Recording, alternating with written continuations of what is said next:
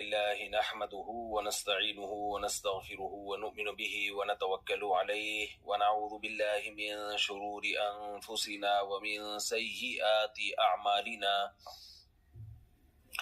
من يهده الله فلا مضل له ومن يضلل فلا هادي له ونشهد أن لا إله إلا الله وحده لا شريك له ونشهد أن محمدا عبده ورسوله صلى الله تعالى عليه وعلى آله وأصحابه وبارك وسلم تسليما كثيرا أما بعد فأعوذ بالله من الشيطان الرجيم بسم الله الرحمن الرحيم يا أيها الذين آمنوا ادخلوا في السلم كافة ولا تتبعوا خطوات الشيطان إنه لكم عدو مبين۔ قرآن مجید کی آیت میں نے پڑھی ہے، اللہ تعالیٰ سے دعا ہے اللہ تعالیٰ صحیح طرح سے بات کہنے کی، سننے کی، سمجھنے کی اور پھر ہم سب کو اس پر اللہ تعالیٰ عمل کی توفیق عطا فرمائے۔ یہ آیت میں بہت مرتبہ بیانات میں پڑھتا ہوں کہ اے ایمان والو، اسلام میں مکمل داخل ہو جاؤ۔ اسلام میں مکمل داخل ہونے میں جو چیز سب سے بڑی رکاوٹ ہے وہ ہے انسان کی خواہشات۔ اس پر پچھلے ہفتے میں نے بات شروع کی تھی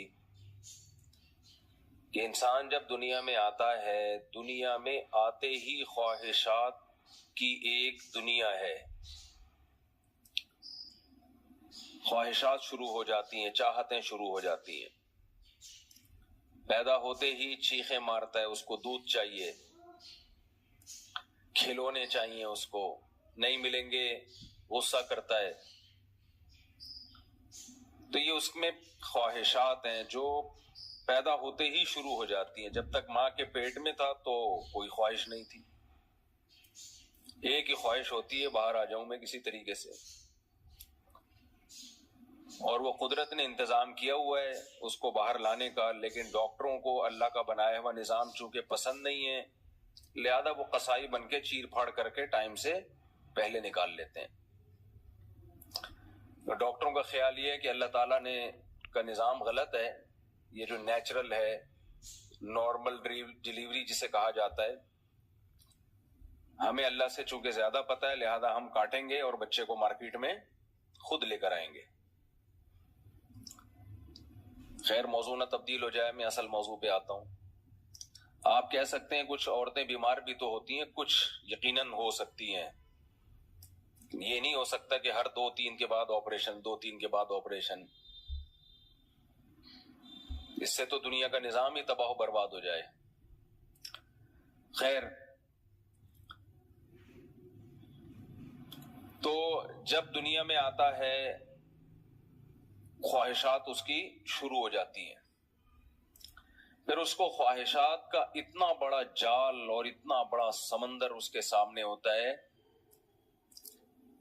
کہ اسے اگر صحیح راستے کا پتہ نہ چلے، سیدھے راستے کی ہدایت نہ ملے تو وہ غلط رخ پہ چلنا شروع کر دیتا ہے۔ یہ ہدایت اس کو کہاں سے ملتی ہے؟ یہ ہدایت اس کو کبھی کلچر بتاتا ہے صحیح کیا ہے غلط کیا ہے، اس کا خاندان بھی بتا رہا ہوتا ہے، اس کے دوست احباب اس کو گائیڈ کر رہے ہوتے ہیں، یعنی پہلے دن سے اس کو گائیڈنس ملنا شروع، کچھ بعض دفعہ اس کی عقل بھی ہدایت دے رہی ہوتی ہے اس کو، وہ بتا رہی ہوتی ہے یہ صحیح ہے یہ غلط ہے۔ تو بہت سارے اسباب مل کے اس کو سدھارنے کی بھی کوشش کرتے ہیں اور بگاڑنے کی بھی کوشش کرتے ہیں، یہ دونوں کوششیں ایک ساتھ ہو رہی ہوتی ہیں۔ اچھا، وہ کیا کرتا ہے انسان کے اندر؟ یہ ٹیکنیکل فالٹ ہے کہ وہ ہر گائیڈنس کو، ہر ہدایت کو سیدھا راستہ سمجھ کے لے رہا ہوتا ہے، حالانکہ وہ ہر ہدایت سیدھا راستہ نہیں ہوتی۔ ہندو کے ہاں جب بچہ پیدا ہوتا ہے تو وہ دیکھتا ہے اسے نہیں پتا کہ میں نے عبادت کرنی ہے نہیں کرنی ہے تو کتنے معبود ہیں، پتھر کی عبادت کرنی ہے یا ایک خدا کی عبادت کرنی ہے، اسے کچھ معلوم نہیں ہے. لیکن نبی صلی اللہ علیہ وسلم نے فرمایا فَأَبَوَاهُ يُهَوِّدَانِهِ أَوْ يُنَصِّرَانِهِ أَوْ يُمَجِّسَانِهِ. بچہ اپنے والدین کو دیکھتا ہے کہ وہ پتھر کی مورتیاں بناتے ہیں اور ان کے سامنے میرے ماں باپ جھکتے ہیں، تو وہ یہاں سے گائیڈنس لیتا ہے، وہ سمجھتا ہے کہ یہ عمل ٹھیک ہے، مجھے بھی ایسا کرنا چاہیے، وہ اس کو ٹھیک سمجھنا شروع کر دیتا ہے. اپنے خیال میں وہ سیدھا راستہ لے رہا ہے، لیکن آپ کا کیا خیال ہے؟ یہ ہدایت درست ہدایت ہے یا غلط ہدایت ہے؟ بولو نا، غلط ہدایت ہے بھائی.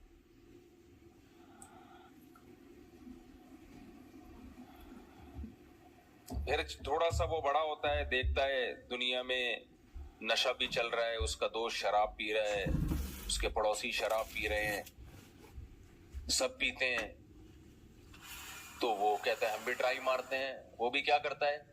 وہ بھی پینا شروع کر دیتا ہے. تو یہ گائیڈنس اگر وہ ان لوگوں میں نہ رہتا تو شراب پیتا؟ کبھی بھی نہیں پیتا. وہ اس کو کیا پتا یہ گند کیا ہے. دائیں بائیں لوگوں سے، اپنے ماں باپ سے سب سے زیادہ متاثر انسان اپنے والدین سے ہوتا ہے. ابا پیتے ہیں تو بیٹا بھی پھر کہے گا ابا جب پی رہے ہیں تو ہم بھی پیئیں گے. تو وہ دائیں بائیں ماحول دیکھتا ہے اور وہ وہاں سے ہدایت لیتا ہے اور وہ بھی پینا شروع کر دیتا ہے.